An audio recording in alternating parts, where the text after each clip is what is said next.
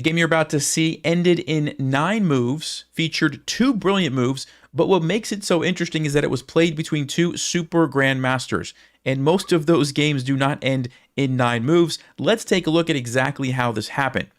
So white is Fabiano Caruana. He's playing against Alireza Firouzja in the Crunch Lab Masters Tournament. This is a 10-minute game with 2-second increment. He plays c4, which is the English opening, and after c6, knight to f3, d5, we're off to a normal game, and it's not looking like anything special is going to happen. He plays the move g3, and then bishop to g4 happens. Now, this is a book move, you can see that, but it's kind of a weird move, right? You're not really following the opening principle of develop the knights before the bishops, and you're kind of immediately putting some pressure on white. And if you do nothing, then maybe you take this and you mess up the pawn structure. But of course, white could just play bishop to g2 if they want, and the game goes on. I don't really know the theory here. But white plays knight to e5, which looks like a pretty natural move because you get away from the attack and you attack the bishop. Now, bishop to f5 and queen to b3. So one of the drawbacks of bringing out the bishop early before the knight is that you leave this pawn on b7 undefended. And so Fabiano says, okay, let me play queen to b3 and attack it. And at the same time, he's putting some pressure on the center. Notice the knight is hitting the f7 pawn, and so maybe in some cases, if these pawns somehow disappear, you could even get checkmate on f7. Obviously, the super grandmasters are not just going to let you get checkmate, but I'm just pointing it out. It does exist as a threat in the position. So Firouzja plays the move queen to b6. Good move, countering the threat on b7 and offering a queen trade. And you could take here and then black takes, but it opens up the rook, which maybe isn't what you want. The same thing could happen if black takes you. It opens up your rook. Okay, things to keep in mind. So what does Firouzja do? What does Fabiano do? He plays d takes here, or c takes d5. Now, this just looks like, all right, we're just trading some pawns. We're going to trade some queens. It's looking like a super boring game at this point. Like, what could possibly happen? Watch this. Queen takes, which messes up the pawn structure, and then Firouzja plays a move which, at first glance, looks pretty good. Bishop to e4, because you're forking these pieces. And white obviously has to do something with the rook, and then you're going to take the pawn. And these are double isolated. I mean, it looks like white's position is falling apart, honestly. However, white played a very surprising move in this position. What do you think Fabiano played here?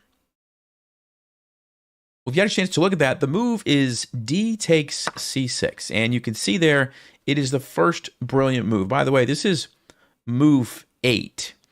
And if you remember what I said, the game ended on move 9, which means the game is about to be over. Now, you might be wondering, how in the world is the game about to be over when we just started and white's losing a rook? What's going on? Well, if you want to pause again before I give you the solution, how do you think white is finishing off the game after this move, which, by the way, was played in the game? Well, if you had a chance to look at that, there's one thing that you should notice about this position.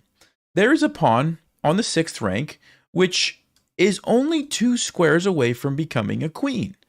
Okay, cool. And obviously, of course, let me just point out, you can't take here trying to get the rook because the bishop is still sitting there and would simply capture the pawn. But you could push forward. However, there's a big problem with that. The knight's just going to move, and guess what? The rook is guarding the square, and you can't get a queen. And now black's winning, okay? But what you can do instead, and what was played in the game, is the second brilliant move, rook takes a7. And what I just showed you, the rook was the piece that stopped the pawn. So by sacrificing here, if black takes you, guess what? c7, and there is no way for black to stop this queen. You can't use the rook. You can't get there in time. You can't use your king because this knight, which moved earlier to e5, is stopping you. You can't go there. This knight can't do it. The bishop is out of place, and white simply gets a queen next move. And on top of that, your king is in a bad situation. You're going to get checkmated.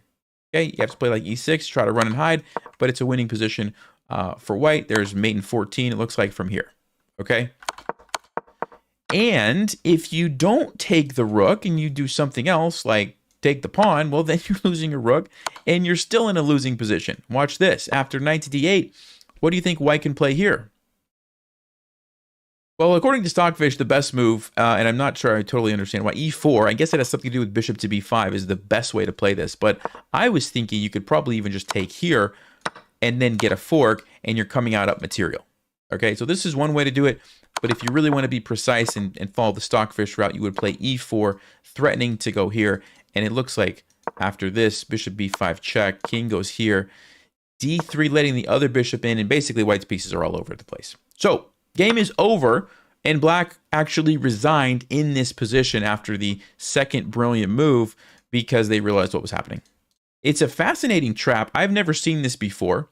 And when I saw that, Firouzja lost in 9 moves, I thought, no, there's no way. Like, how did that happen, right? He's 2,800, almost 2,900. And it's a nice reminder, right, that everybody makes mistakes. And they're even at the top level, there are particular traps and tactics that they're unfamiliar with, right? Now, I'm sure he'll never fall for this again, but it was interesting, and I wanted to share that with you guys. So congratulations to Fabiano for this amazing win. I don't usually cover games like this, but this one was really special, and I felt like you guys would appreciate that little pawn sneaking by to become a queen. So see you next time. Thanks for watching. Stay sharp. Play smart. Take care.